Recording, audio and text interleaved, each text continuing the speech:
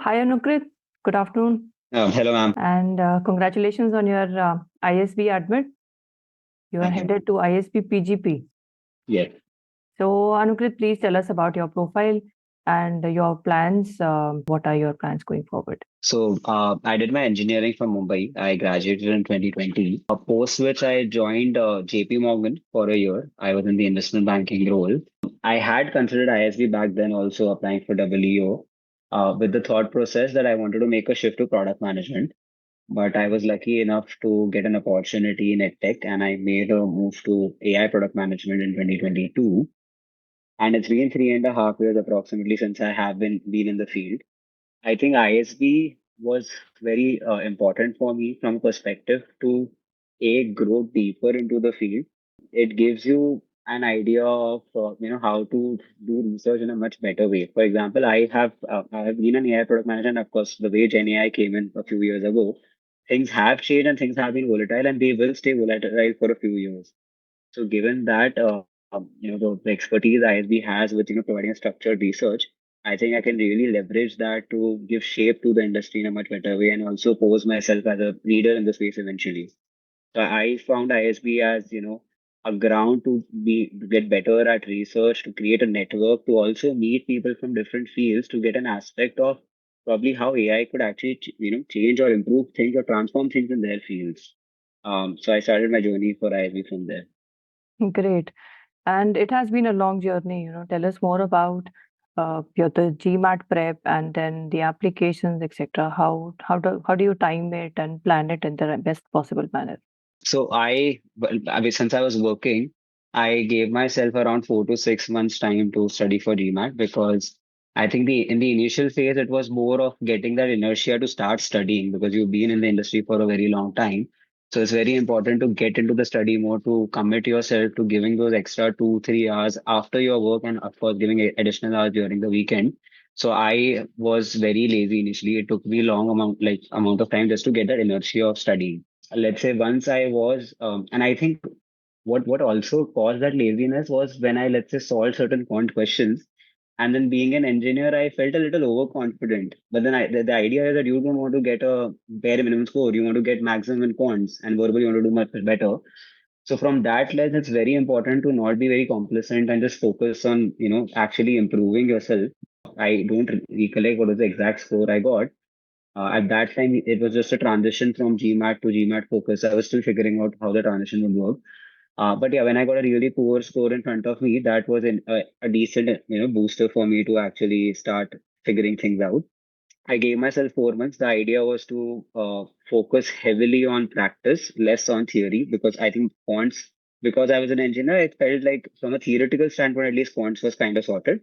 It was practicing and then figure out where I was doing wrong and then probably reading the theory or watching certain YouTube videos. For verbal, I really struggled in improving scores after a certain point. Like after a certain point, I hit a plateau, which was not great for me. I was hitting a plateau in the mocks also.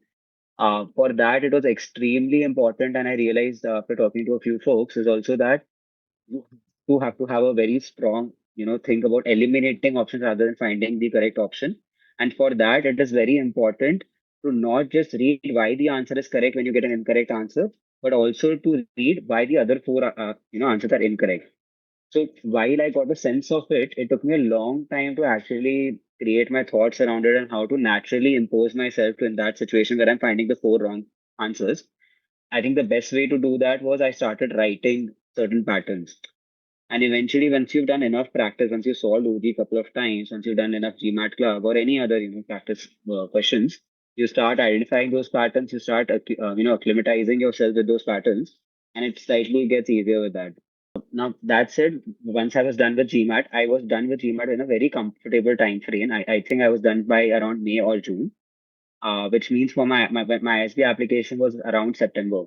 So it gave me a decent space to continue with my work, also form a better thought process around why ISB is required. It was extremely comfortable. So if there are folks who are planning for ISB, I would highly recommend that start preparing for GMAT like in March itself so that you are comfortable with the timeline. Definitely start before this. But that said, I think I had decent amount of time to reach out to Shruti ma'am also. And, I basically, there was so much work done in the last 3.5, 4 years. And Maybe because I was so busy with AI forming up, I had no idea how to, put my story in the right way. So when I reached out to Goal ISB and I reached out to Shruti ma'am, I think the best help that I could get was your attention to detail actually, which really helped me understand my story better also. Because I had no idea about where to start from, how to even write things, how to write my essays. There was just too much and there was a lot of noise, and I didn't know how to bring the right pointers to my application. So a comfortable timeline enabled, I think, me also to think carefully, and I think I could extract the maximum value from you, ma'am, because I think I've spent so much time with you, and you actually are available all the time. I have asked you very stupid questions, and I think that time frame gave me the gave me the advantage of asking stupid questions also. So from that lens, I think a comfortable timeline really helped me. And I think there is absolutely no doubt that when there is someone like you, ma'am, it's much easier to process your thought in the right direction. Otherwise, it's all scattered. It's a 4 years of experience plus something you've done in college that have to be compressed in the right manner. For that to happen, you need someone who understands you, who understands your profile. And I remember, I think in the beginning of August, there was a questionnaire that was shared. I filled that questionnaire. I got time again to fill that up properly. Ma'am, you read it very carefully and in depth, and you had exact idea of what is noise and what is value. And you helped me understand which parts are essential, which parts make sense, which parts I should think more about. And that guidance not only helped me to fill my form in a better way, but it also kind of refined my thought process around why should I actually do an MBA. I wasn't that clear even when I started with GMAT, frankly, until when I spoke to you and I got those insights. Yeah, I think that was pretty much it for the preparation of ISB. And what about, the people who are getting started? One is getting started on time, but what other do's and don'ts, things where you think that people do falter usually, which are things that they should avoid? Any tips for the future applicants? One is, I think, time plays a very important role. I think what I've seen is a lot of people try to say that, okay, I will apply for round one, and they end up applying for round three. But the problem that causes is that the round three results are a little late. Like by the time it comes out, it's March, and then you have to serve your notice period. So it's a little hodgepodge for you personally. And of course, you want to be, it's a 1 year brilliant course. ISB has a lot to offer. But for you to grab the right things, you need to have a decent thought process so you can explore in the right directions without getting it too much on your place. So have decent clarity about the timelines and stick to it. I know work gets hectic. Try to be as disciplined as possible. Try to make up for the lost time. There will always be 1 or 2 weeks that will be so hectic you can't think about anything else. But try to make up for it over weekends. Try to make up for it by staying a little up. Give mocks as early as possible. Give mocks on a periodic basis. Don't keep mocks till the end. Try to give mocks with the end and then realize the score is not optimized. And then you have to push your dates for GMAT. Don't do that. Have a very periodic check on your score, how you are improving. Or when you're filling your applications in, ensure you're getting your story, like you're understanding the question and then getting your story right. Like think from the lens of, let's say, if you were to get someone in that kind of a community like ISB, would you be okay with that essay or that profile or not? So ISB may not necessarily looking for the smartest of the folks in the world, but they want folks who can really contribute the best in that particular community, extract the best and then contribute the best. So from that lens, be very sure about what are things that you can contribute with and what are things you can extract from that community. And only then it will personally also make sense for you to join this community, and it will make sense for ISB to get you on board. Right. So be very, very crisp about those things. What are the exact values? Yes, I think a lot of people are software engineers, a lot of people are concerned. There are a lot of people working in your fields. For anyone to choose you out of that pool, it is a lot about how you portray your story and what kind of aspirations you have in short term and long term. So be very, very clear about it. A strong do not inflate any numbers, do not inflate your profile, do not try to show something you're not, because eventually there is a process of interviews and things like that, and it's not very difficult to get. Whatever you've done, put it in the right way. There is always a better and a right way to communicate. And I think Shruti ma'am has really helped me understand that, because even I had no idea about how these things should be done. So the right structure has to be followed to put your story right. But that said, do not inflate anything. Do not show something that you are not. It will not really benefit you from an interview standpoint. And even when you once you get in the community, you will be so unclear and you'll just be rushing around everywhere. You will not be able to extract that value. And Anukrit, what about, let's say you get the admit, and then because you applied in R1, you had a few months to prepare for ISB. So was there anything specific that you took up for your preparation, let's say called a pre-MBA preparation, apart from what the courses that ISB is giving to you? So I have been part of the AI product management field for a while now.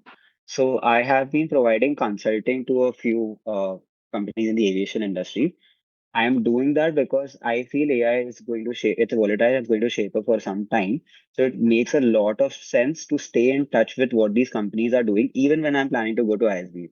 So for that, to ensure that I am up to date with this technology, it's very important. So the way I see it is a car and an engine thing, right? There is an engine that everyone's building today. Ultimately, it has to be put in a car. How will it be put in a car is something I intend to leverage ISB for. But engine is something I still want to know about before I join the college. So I think it is a lot about your interest, depending on what you are seeing, like how you're seeing yourself post ISB. You can pick certain habits more importantly than any particular courses. It's very important to start reading the right news depending on your domain and all those things. It's important to start understanding what's happening, have an end-to-end understanding. It's important to also have your journey written down somewhere else. But that said, you can utilize this time to get some rest, get mentally ready for that 1 year to extract the value. I don't think there's enough need to do a lot of courses. Unless you see a strong gap and you want to make a shift, I don't see a strong need for that.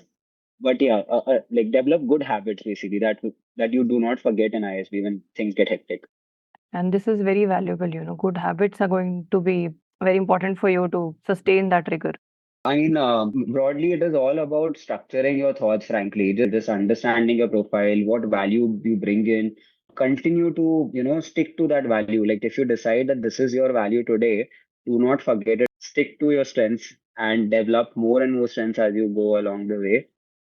No, absolutely, ma'am. I mean, there is no doubt that GOALisB is like very, very helpful. The way it's not about just writing the essays, right? It is about understanding the profile, and I think that process was so beautiful because it eventually made me very confident about my interview because I didn't feel like I am out of the loop or I'm just consulting someone for that. I really felt like we were digging things down.